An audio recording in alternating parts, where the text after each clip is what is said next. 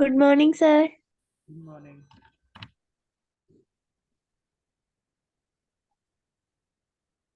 Good morning, Kashish.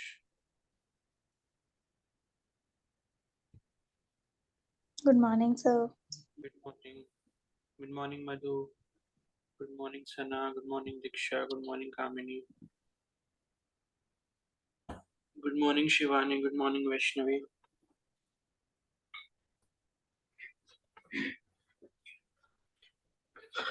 Good morning, Uttishna. Good morning, Nandita. Good morning, Sakshi.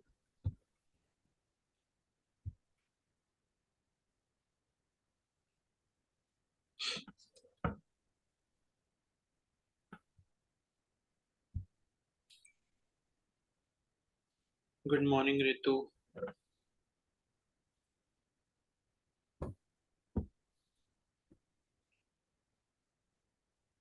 Good morning, Krishna.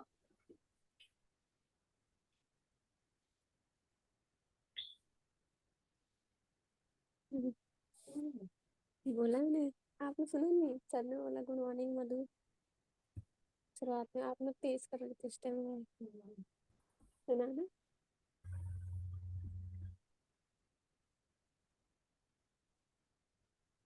मुझसे कोई बोल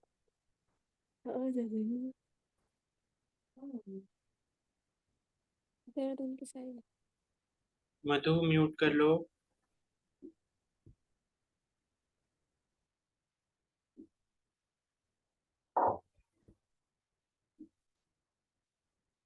आदर्श कल क्यों नहीं आए थे क्लास में?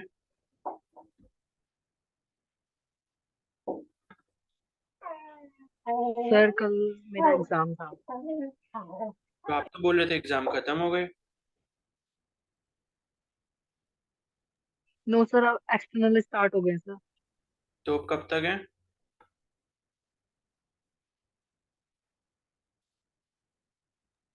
12 तारीख को थे सर। अच्छा.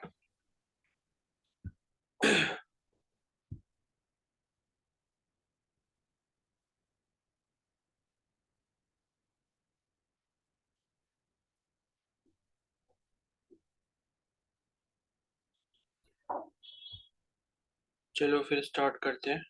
तो शाम के लिए पढ़ के रखना. टेस्ट होगा motion in a straight line. ठीक है.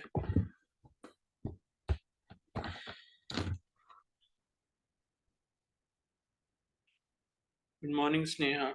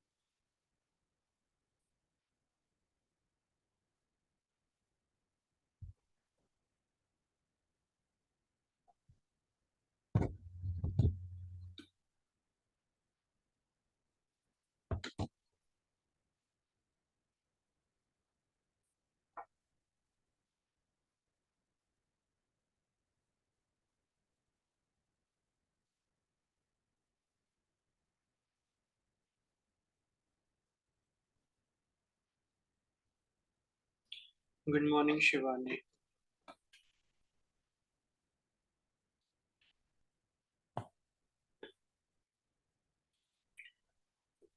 तो नेक्स्ट चैप्टर जो है वो है आपका मोशन इन अ प्लेन.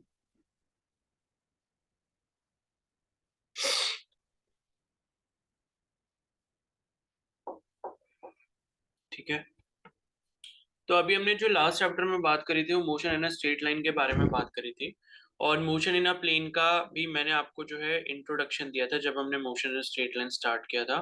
तो मोशन इन अ प्लेन का मतलब क्या होता है कि किसी भी एक प्लेन में जो है यहाँ पर मोशन होगा. प्लेन का मतलब क्या होता है? जहां पर आप दो साइड्स को या दो एक्सिस को फॉलो कर पाओ मतलब सेम टाइम पे. ठीक है. तो स्ट्रेट लाइन जो हमने पढ़ा था उसका मतलब ये था, मान लो अगर मैं कोई कोऑर्डिनेट एक्सिस बनाता हूँ. सपोज ये वाई एक्सिस है, ये एक्स एक्सिस है. तो स्ट्रेट लाइन का मतलब ये था कि आपकी जो बॉडी है या तो वो एक्स एक्सिस में मूव कर रही होगी या वाई एक्सिस में मूव कर रही होगी, या एक और एक्सिस भी हो सकता है जिसे हम जेड एक्सिस बोलते हैं, इधर की तरफ। ठीक है, तो स्ट्रेट लाइन का मतलब कि सीधे एक ही लाइन में चल रहा है। लेकिन मोशन इन अ प्लेन का मतलब ये होता है कि आपकी जो बॉडी है, ये सपोज आपका एक्स एक्सिस है, ये आपका वाई एक्सिस है, तो मोशन इन अ प्लेन का मतलब है कि सपोज इस तरीके से बॉडी मूव कर रही है। अब यहाँ पर किसी भी पॉइंट पर आप देखोगे तो बॉडी ने दो एक्सिस में एक साथ मूव किया होगा। कैसे? सपोज अगर मैं ये वाला पॉइंट लेता हूं, तो इस वाले पॉइंट पे देखो x की वैल्यू इतनी है, कुछ भी होगी मतलब ये, और y की वैल्यू जो है वो इतनी होगी। यहां से अगर मैं इसको y एक्सिस से जोड़ दूं तो y एक्सिस मेरे को इतना मिलेगा। ठीक है, तो x एक्सिस और y एक्सिस की मेरे को दोनों वैल्यू मिल रही है। लेकिन अगर हम मोशन इन स्ट्रेट लाइन की बात करें तो सपोज वहां पर क्या होता है कि एक ही डायरेक्शन में मूव करता है। मतलब वो जो हम ग्राफ देखते हैं वो तो अलग होते हैं, एक्सटी ग्राफ, वो सब चीजें नहीं बात कर रहा हूं मैं, खाली डायरेक्शन की बात कर रहा हूँ। जब बॉडी मूव कर रही होती है तो मान लो ये एक्स एक्सिस है, ये वाई एक्सिस है, तो बॉडी या तो एक्स एक्सिस में मूव कर रही होगी इस तरीके से, तो इस तरीके से जब आप देखोगे तो इसमें क्या है, किसी भी पॉइंट पे यहाँ पर क्या होगा, एक्स एक्सिस में वैल्यू होगी। ठीक है, और लेकिन वाई एक्सिस आपका कांस्टेंट रहेगा, मतलब वाई एक्सिस का एक कोऑर्डिनेट फिक्स हो चुका है, वो मूव नहीं कर रहा होगा। लेकिन यहाँ पर आप देखोगे तो दोनों एक्सिस आपके साथ में चेंज हो रहे हैं। अब इस वाले पॉइंट पे सपोज देख लो तो इस वाले पॉइंट पे एक्स की वैल्यू वाई की वैल्यू कुछ अलग होगी। सपोज इस वाले पॉइंट पे कुछ देख लो तो इस वाले पॉइंट पे एक्स एक्सिस और वाई एक्सिस की वैल्यू कुछ ना कुछ अलग होगी।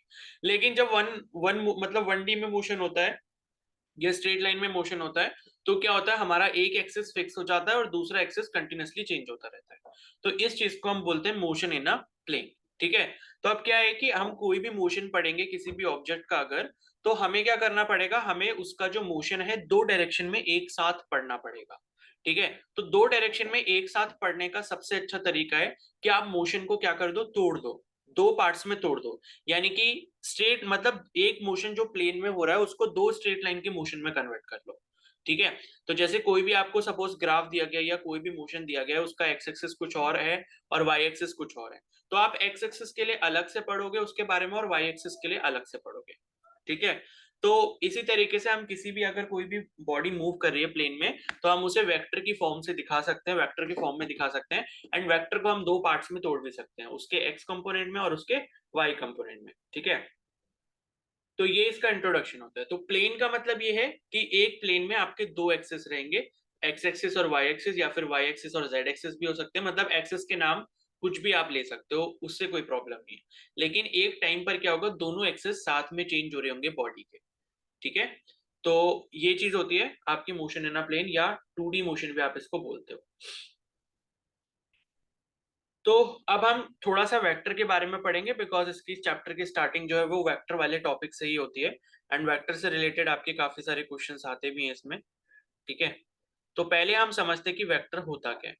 तो हमने प्रीवियस जो चैप्टर पढ़ा था यूनिट्स एंड मेजरमेंट, उसमें हमने दो टाइप की क्वांटिटीज के बारे में पढ़ा था, एक होते हैं आपके स्केलर्स और एक होते हैं आपके वेक्टर। ठीक है, तो उसी तरीके से आप कुछ यहाँ पर समझ सकते हो, स्केलर में क्या होता है, वेक्टर वो सिर्फ मैग्नीट्यूड होता है, और वेक्टर के केस में यहाँ पर क्या होता है, मैग्नीट्यूड और डायरेक्शन आपके पास दोनों होती है। तो वेक्टर के केस में आपको मैग्नीट्यूड प्लस डायरेक्शन दोनों को एक साथ कंसीडर करना होता है। ठीक है, और अगर हम रिप्रेजेंट करने की बात करें यहाँ पे कि वेक्टर को आप किस तरीके से रिप्रेजेंट कर सकते हो, तो वेक्टर बस एक मतलब ये है, जैसे मान लो मैंने आपसे कहा कि फोर्स हमारे पास एक यूनिट है। ठीक है, फोर्स वेक्टर है और इसका जो मैग्नीट्यूड आपको दिया है वो सपोज दिया है 20 न्यूटन।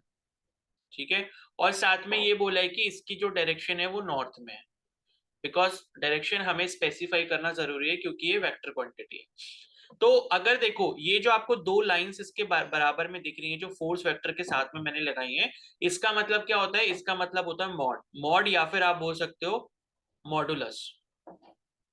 मॉडुलस बोलो या मॉड बोलो सेम चीज है, उसका शॉर्ट फॉर्म ही मॉड है। तो इसको मॉड को लगाने का मतलब होता है कि हम उसके मैग्नीट्यूड के बारे में बात कर रहे हैं।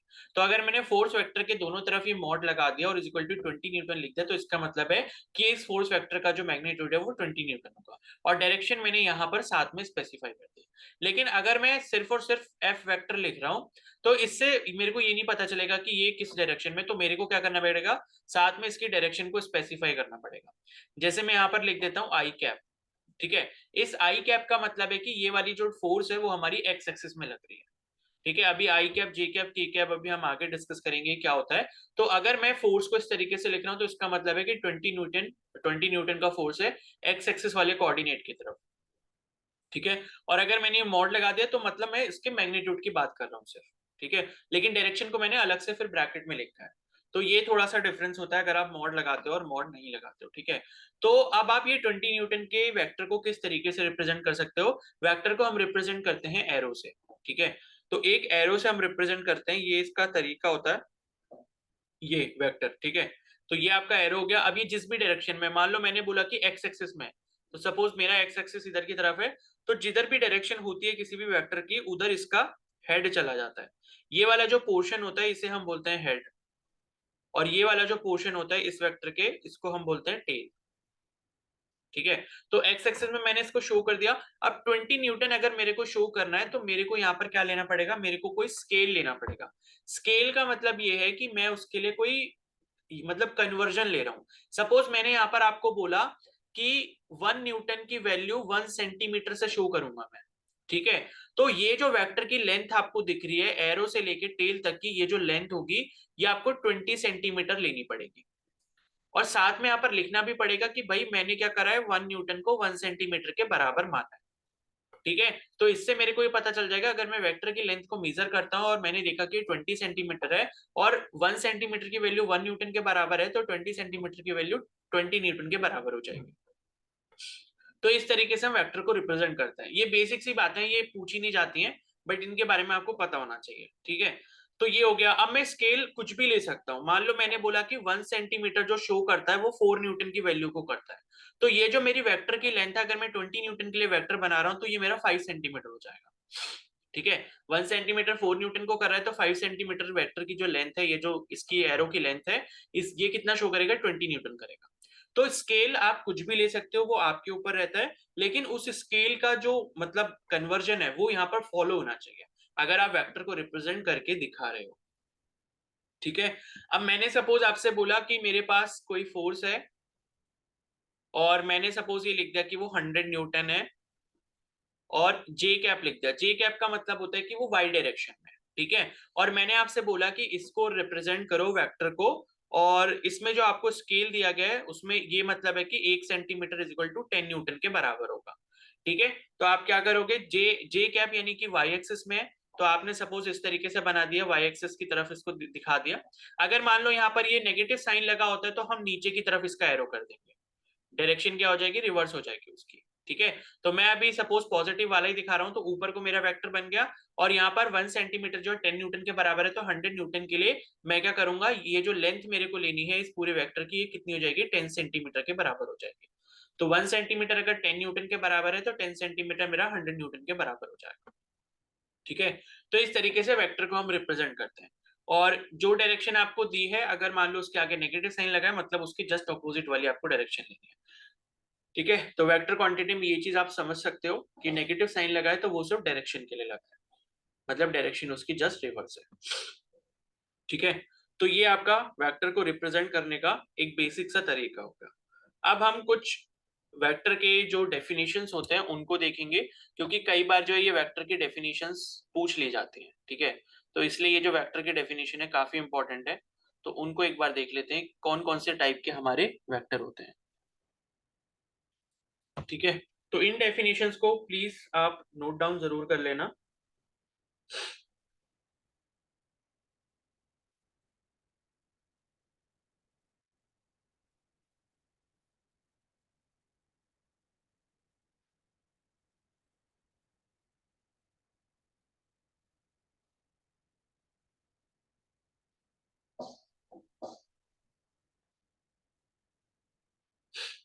ठीक है, तो अब यहां पर आप लिख लो टाइप्स ऑफ वेक्टर।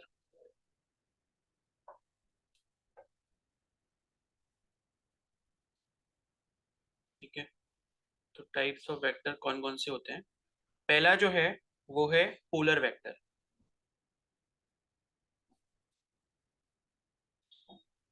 ठीक है, पोलर वेक्टर क्या होता है, a polar vector involves a displacement और वर्चुअल डिस्प्लेसमेंट। ठीक है, तो पोलर वेक्टर का मतलब है कि इसमें कुछ ना कुछ जो है, ये वाला वेक्टर जो होगा कुछ ना कुछ क्या करेगा, डिस्प्लेसमेंट को इन्वॉल्व करेगा। कहने का मतलब ये है कि मतलब ये जो वेक्टर है आपका,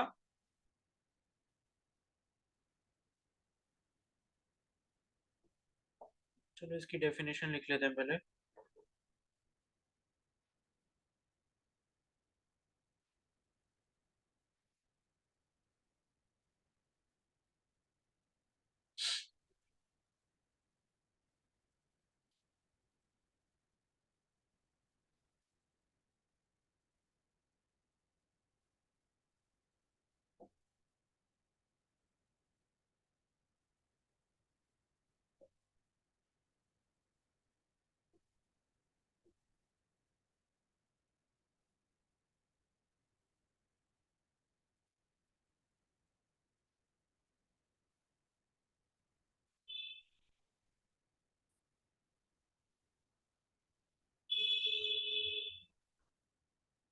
ठीक है, तो ये वाला जो वेक्टर रहेगा इसमें आपका लेंथ और एंगल दोनों होगा, बस ये चीज आप समझ लो, बाकी डेफिनेशन तो इसकी काम की नहीं है। ठीक है, तो इसका मतलब ये है कि भाई कोई भी अगर आप वेक्टर बना रहे हो तो मतलब उसमें कुछ ना कुछ लेंथ होगी, मतलब वो जो आप वेक्टर को रिप्रेजेंट अगर आप करोगे तो उसमें कुछ ना कुछ लेंथ होगी, और लेंथ के साथ साथ उसमें कुछ ना कुछ एंगल भी हो सकता है। ठीक है, अब ये जो एंगल होगा ये आपके किसी भी एक्सिस से हो सकता है, तो वो आपको दी होगी इन्फॉर्मेशन। तो लेकिन बस आपको यहाँ पर यही चीज ध्यान रखने की, पोलर वेक्टर वो वेक्टर होते हैं जिसमें आपके मैग्नीट्यूड भी होता है, मतलब लेंथ भी होता है, और आपका एंगल भी होता है। ठीक है, और दूसरे टाइप का जो यहाँ पर वेक्टर है वो है एक्सेल वेक्टर।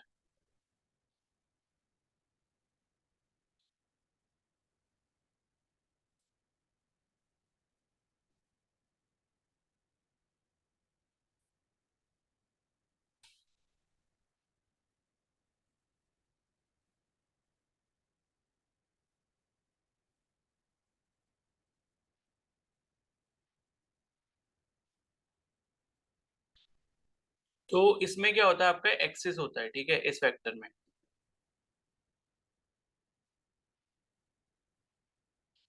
तो एक्सिस का मतलब ये है कि जैसे मान लो कोई भी ऐसा कुछ मोशन है जिसमें आपका रोटेशनल मोशन आ रहा है, ठीक है, जैसे कि एंगुलर वेलोसिटी हो गया, टॉर्क हो गया, जिसमें आपको एक एक्सिस की नीड होती है। ठीक है, तो उस वेक्टर को जब हम रिप्रेजेंट करते हैं तो उस टाइप के वेक्टर को हम एक्सेल वेक्टर बोलते हैं। ठीक है, किसी भी अगर मतलब कोई भी जो फिजिकल क्वांटिटी है उसमें अगर रोटेशनल इफेक्ट आ रहा होगा और उसमें कोई ना कोई एक्सिस की नीड होगी जिसके अराउंड जो है रोटेशन पॉसिबल हो, तो उस टाइप के वेक्टर को हम एक्सेल वेक्टर बोलेंगे। फिर नेक्स्ट जो है वो है इसमें इक्वल वेक्टर्स। ठीक है, तो इक्वल वेक्टर का मतलब ये होता है कि दो वेक्टर देखो तभी इक्वल होंगे जब उनका मैग्नीट्यूड और डायरेक्शन दोनों इक्वल होंगी या दोनों सेम होंगे। ठीक है, तो बोथ,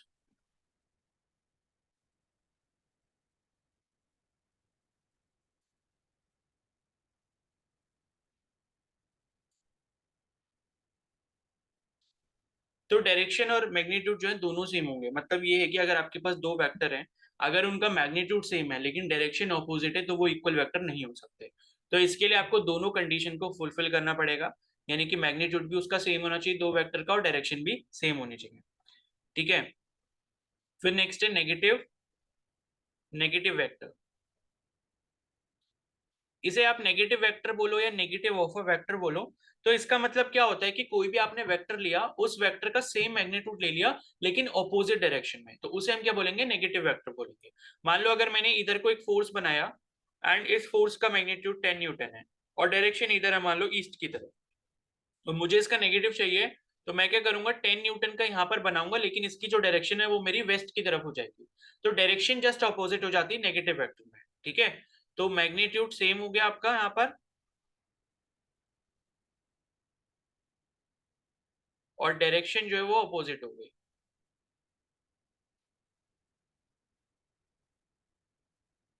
ठीक है, तो ये होता है आपका नेगेटिव वेक्टर या नेगेटिव ऑफ अ वेक्टर।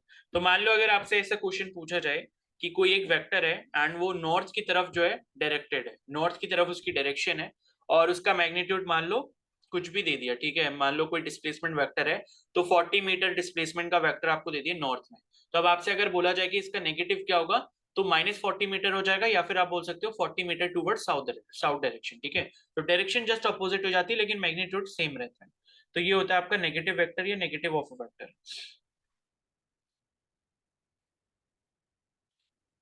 अब दूसरा एक और होता है जिसे हम बोलते हैं अनलाइक वेक्टर।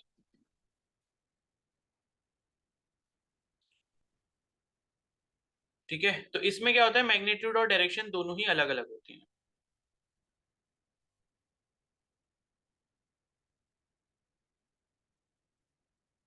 ठीक है, मैग्नीट्यूड और डायरेक्शन यहाँ पर दोनों डिफरेंट होती हैं, तो ऐसे वेक्टर को हम क्या बोलते हैं, अनलाइक वेक्टर बोलते हैं। और फिर नेक्स्ट है यहाँ पर ऑर्थोगोनल वेक्टर।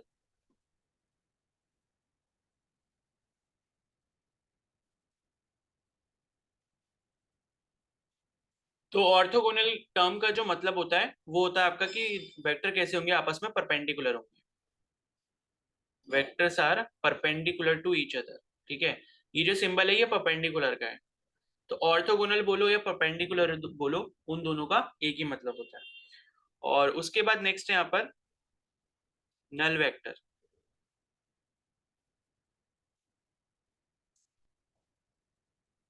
तो इसमें क्या होता है, इसका मैग्नीट्यूड 0 होता है। नल वेक्टर मतलब, नल का मतलब कुछ भी नहीं, तो मैग्नीट्यूड इसका क्या हो गया, 0 हो गया। और डायरेक्शन इसकी क्या होगी, अनडिफाइंड होगी। अब डायरेक्शन अनडिफाइंड क्यों होगी भाई, क्योंकि जब किसी वेक्टर का कोई मैग्नीट्यूड ही नहीं है तो आप उसको डायरेक्शन किस तरफ दोगे, आपको पता ही नहीं है, तो डायरेक्शन इसकी अनडिफाइंड होती है। ठीक है,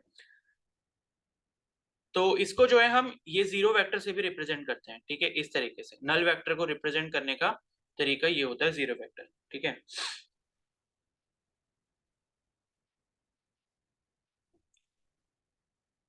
और एक चीज आपको ध्यान रखनी है कि किसी भी वेक्टर ए में, सपोज कोई भी हमारे पास एक वेक्टर है, उसमें अगर आप जीरो वेक्टर को ऐड अप करते हो तो आपको वही सेम वेक्टर मिल जाता है, क्योंकि जीरो वेक्टर की कोई भी वैल्यू नहीं होती। और दूसरी चीज ये भी है कि अगर आप जीरो वेक्टर को किसी कांस्टेंट के या स्केलर के से मल्टीप्लाई करते हो तब भी वो आपको जीरो वेक्टर ही देता है। ठीक है, और उसके बाद ठीक है, तो यही दो इंपॉर्टेंट रूल्स हैं, इनको ध्यान रखना।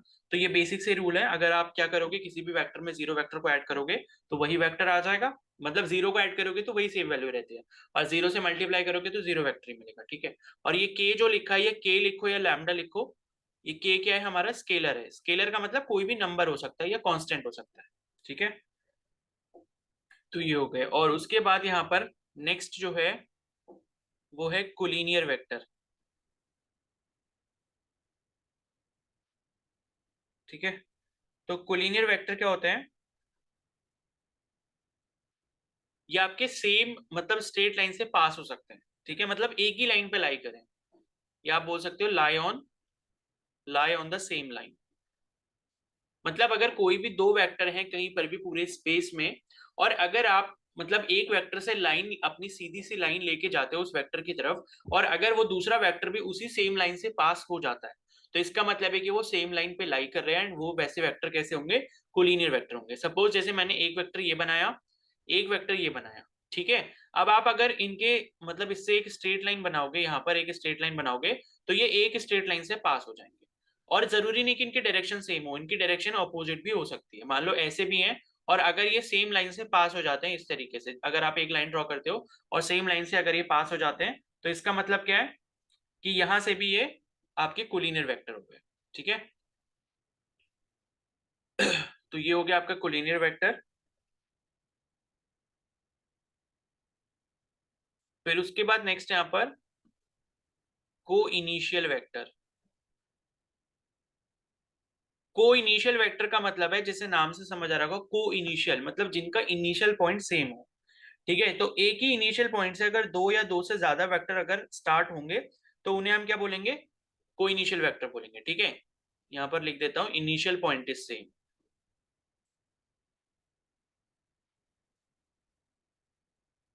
दो वेक्टर के स्टार्ट होने का जो पॉइंट है वो सेम होना चाहिए। जैसे मान लो ये एक वेक्टर हो गया, और यही इसके ये वेक्टर हो गया, ये वेक्टर हो गया, तो इन ये जो पॉइंट आपको दिख रहा है सेंटर में, इसी से तीन वेक्टर्स निकल रहे हैं,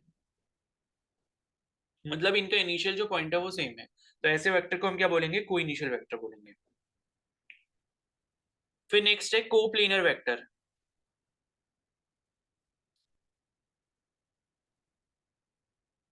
कोप्लेनर वेक्टर का मतलब जिनका प्लेन सेम हो।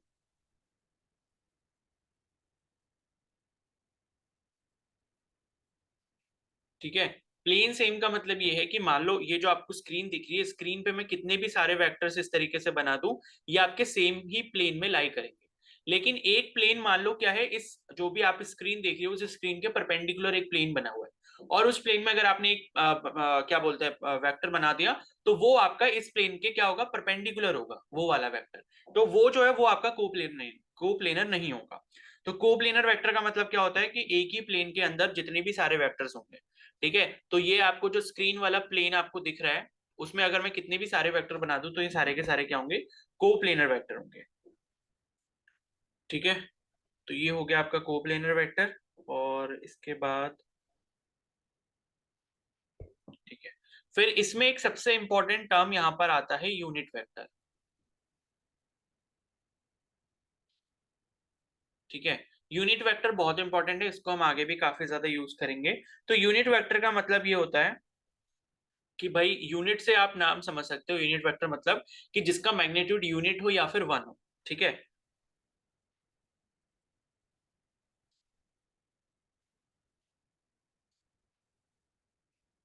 इट हैज यूनिट मैग्नीट्यूड यानी कि उसका मैग्नीट्यूड वन हो, ठीक है। अब आप इसको निकाल कैसे सकते हो, या फिर यूनिट वेक्टर को हम शो कैसे करते हैं। मान लो अगर हमारे पास कोई ए वेक्टर है, ठीक है, तो इसका जो यूनिट वेक्टर होगा उसको हम रिप्रेजेंट करते हैं ए कैप से, ठीक है। ये कैप जैसा स्ट्रक्चर लगा देते हैं, इसको हम पढ़ते हैं जब, तो ए कैप बोलते हैं। तो ए कैप का मतलब ये होता है, अगर आप किसी भी वेक्टर को उसके मैग्नीट्यूड से डिवाइड कर दोगे तब आपको यूनिट वेक्टर मिल जाएगा, ठीक है। तो यूनिट वेक्टर हमें कब मिलता है, अगर आप किसी भी एक पर्टिकुलर वेक्टर को उसके खुद के मैग्नीट्यूड से डिवाइड कर दोगे, तब हमें जो वेक्टर मिलता है उसे क्या बोलते हैं, हम यूनिट वेक्टर बोलते हैं, ठीक है। अभी इससे रिलेटेड हम आगे क्वेश्चंस करेंगे, तब आपको और क्लियर हो जाएगा कि यूनिट वेक्टर क्या होता है, ठीक है। तो ये हो गया यूनिट वेक्टर।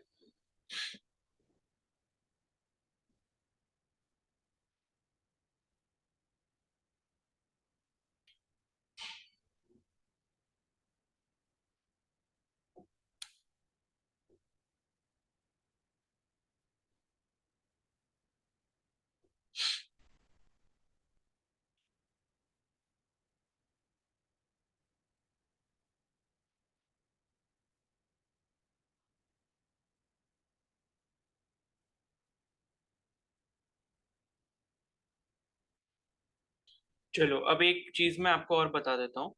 जैसे सपोज हमारे पास एक कोई क्वेश्चन है कि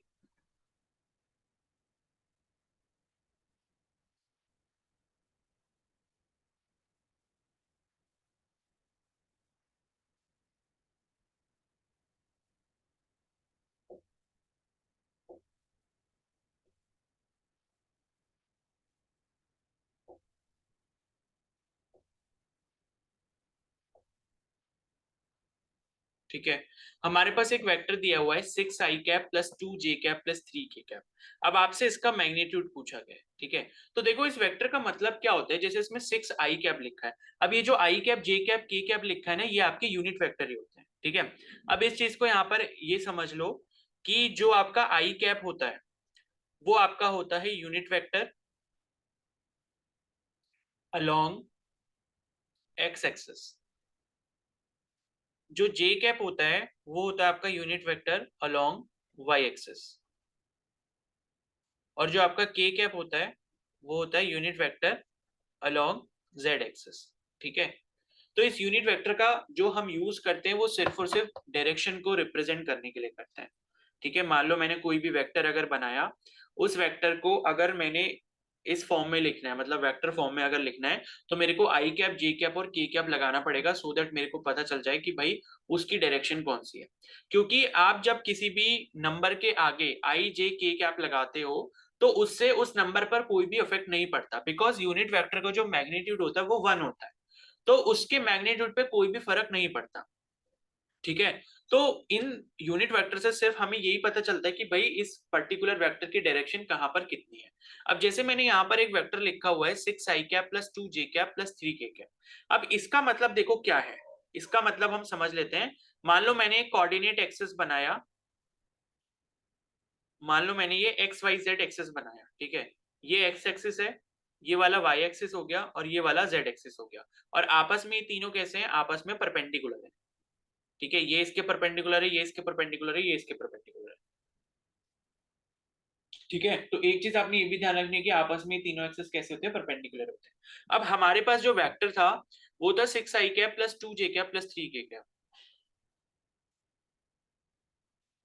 ठीक है, तो देखो इसका मतलब क्या है, 6i कैप का मतलब ये है कि ये जो वेक्टर है वो एक्स एक्सिस में 6 पॉइंट्स आगे है, मतलब 6 है उसका मैग्नीट्यूड, एक्स एक्सिस वाली डायरेक्शन में जो है 6 उसका मैग्नीट्यूड होगा, और वाई एक्सिस में जो है 2 उसका मैग्नीट्यूड होगा। ठीक है, मान लो 2 मैंने यहाँ पर रिप्रेजेंट कर दिया, 6 मैंने यहाँ पर रिप्रेजेंट कर दिया, ये 6 है, ये 2 है। तो 6i कैप का मतलब कि एक्स एक्सिस में 6 मैग्नीट्यूड है, 2j कैप का मतलब वाई एक्सिस में 2 मैग्नीट्यूड है इस वेक्टर का, और 3k कैप का मतलब क्या है कि 3 मैग्नीट्यूड है यहाँ पर जेड एक्सिस में।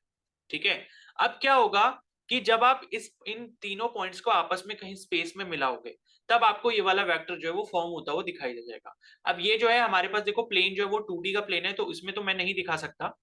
ठीक है, सपोज ये आपका कहीं यहाँ पर ऐसे करके बन रहा होगा, इधर की तरफ ये ऐसे करके, ये सपोज तीनों पॉइंट मिल रहे होंगे, तो यहाँ इसके ओरिजिन से जब हम इसको मतलब यहाँ पर मिलाएंगे, मैंने क्या करा, ये जहां पर तीनों पॉइंट्स आकर मिल रहे होंगे उसको आप उस पॉइंट को ओरिजिन से जब आपने एक मिला दोगे तब आपको जो ये वेक्टर मिलेगा, मान लो मैंने इसको ए वेक्टर बोला, तो ये होगा मेरा ए वेक्टर।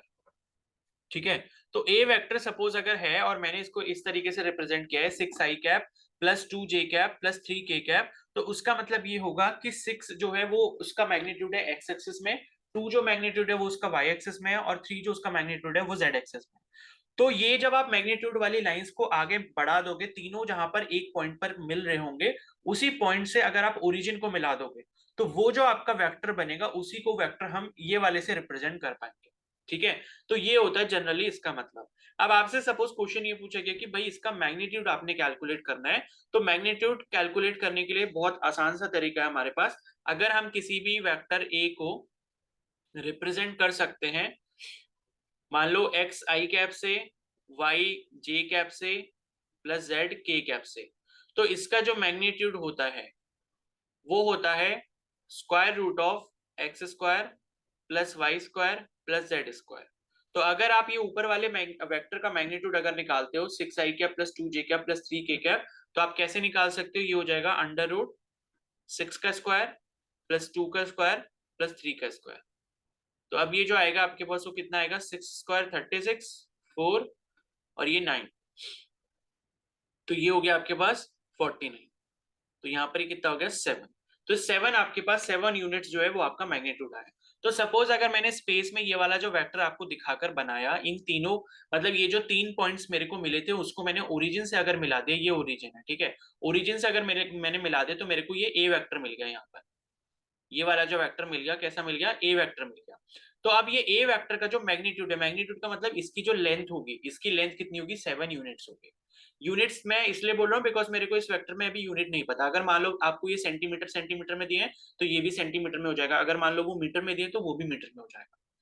तो ये आपके मैग्नीट्यूड निकालने का तरीका होता है। ठीक है ठीक है, तो अब बताओ मेरे को इसमें आपको क्या क्या समझ आया और क्या क्या नहीं समझ आया।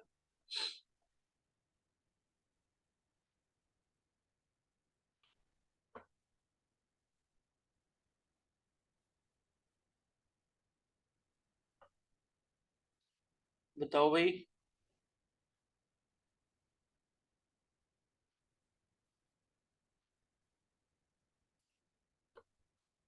सर यहाँ जो मैग्नीट्यूड निकाले हम्म, उसको यहीं तक छोड़ना है या फिर आगे करना है? नहीं मैग्नीट्यूड निकालने को बोला तो यहीं तक तो होगा मैग्नीट्यूड। ये रूट 49 आ तो क्या 7, यही है मैग्नीट्यूड। अच्छा सर। हाँ मैं √49 और 7 नहीं दिख रहा था।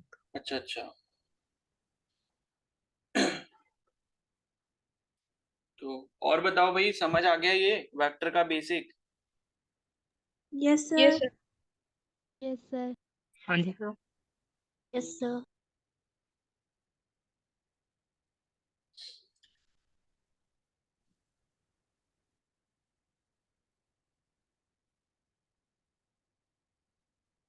चलो फिर एक क्वेश्चन देता हूं मैं, आप ट्राई करोगे अभी। ठीक है, तो क्वेश्चन है a vector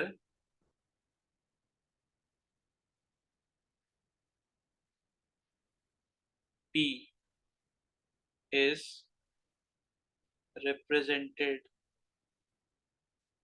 as P vector is equal to 3 I cap plus 6 J cap plus 7 K cap। ठीक है, चलो यहाँ माइनस ले लेते हैं।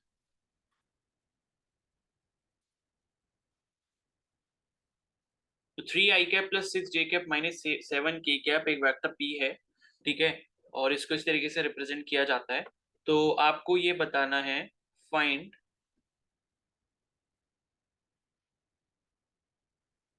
Unit vector for the given vector. ठीक है, तो अब आपको यूनिट वेक्टर निकालना है, मतलब P कैप की वैल्यू निकालनी है। ठीक है, तो वो आप कैलकुलेट करके बताओ जल्दी से।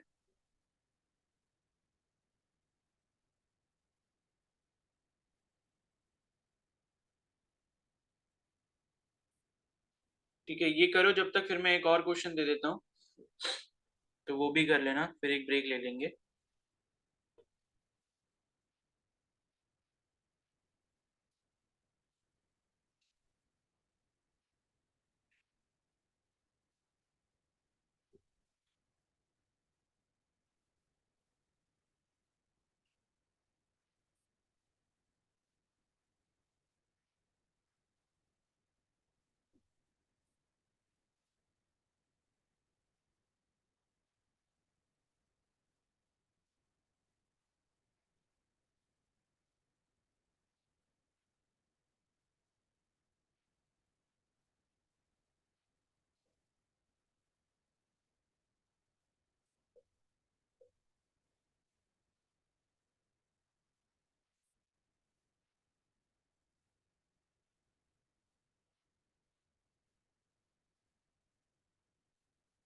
ठीक है, तो नेक्स्ट क्वेश्चन भी मैंने आपको दे दिया है, ये भी नोट डाउन कर लो। ए वेक्टर की वैल्यू दी है, बी वेक्टर की वैल्यू दी है, तो आपको बताना है यूनिट वेक्टर अलोंग ए प्लस बी। अब ये चीज ध्यान रखना कि कभी भी आप दो वेक्टर को इस फॉर्म में मल्टी ऐड जब भी करते हो, तो आई वाला कंपोनेंट आई वाले के साथ ऐड हो जाएगा, और जे वाला जे के साथ ऐड हो जाएगा, और के वाला के साथ ऐड हो जाएगा। जो नहीं दिए होते हैं उन्हें हम जीरो मान लेते हैं। ठीक है, तो ए वेक्टर में जैसे 2 i cap plus 5 j cap दिया हुआ है, और बी वेक्टर में 2 i कैप दिया है, तो j कैप वहां पर जीरो है, तो उसकी वैल्यू आप जीरो ले सकते हो। तो अगर आप इन्हें ऐड करोगे तो 2 i cap plus 2 i cap यानी कि 4 i कैप हो जाएगा, और 5 j cap plus 0 k cap, sorry 0 j cap, तो वो 5 ही हो जाएगा। तो रिजल्टेंट जो आपके पास वेक्टर आएगा ए प्लस बी, वो आपका 2 i cap plus sorry 4 i cap plus 5 j cap आ जाएगा। फिर आप यूनिट वेक्टर निकाल सकते हो। ठीक है, यूनिट वेक्टर का फॉर्मूला आपको पता ही है, जो वेक्टर हमारे पास होता है उसको उसके मैग्नीट्यूड से डिवाइड कर देते हैं। ठीक है, और मैग्नीट्यूड भी मैंने आपको निकालना सिखा दिया, तो करो फिर जल्दी से। 8:25 पर मिलते हैं फिर। ठीक है, यस सर। हाँ, नोट डाउन कर लिया है? नहीं करा तो जल्दी से स्क्रीनशॉट ले लो।